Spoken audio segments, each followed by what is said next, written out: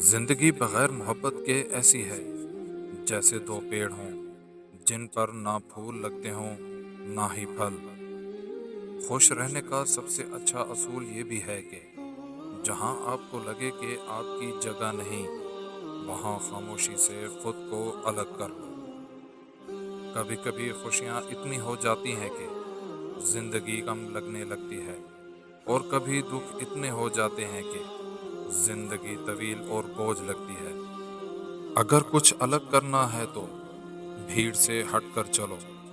بھیڑ ہمت تو دیتی ہے پر شناخت چھین لیتی ہے۔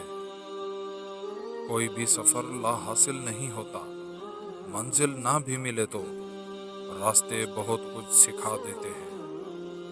بہترین انسان عمل سے پہچانا جاتا ہے، ورنہ اچھی باتیں تو دیواروں پر بھی لکھی ہوتی ہیں۔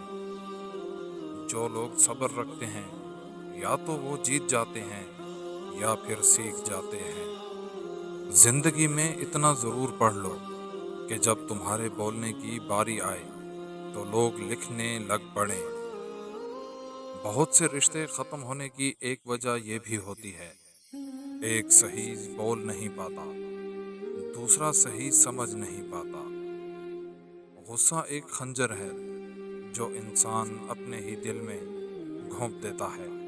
غصہ دوسروں کی خطا پر خود کو سزا دینے کا نام ہے۔ رشتے توڑنے کا مشورہ تو کوئی بھی دے سکتا ہے، مگر رشتے جوڑنے اور نبھانے کی ترغیب باشعور ہی دے سکتا ہے۔ ان لوگوں کے ساتھ تو گزارا ہو سکتا ہے جن کی طبیعت خراب ہو، مگر ان کے ساتھ نہیں جن کی تربیت خراب ہو۔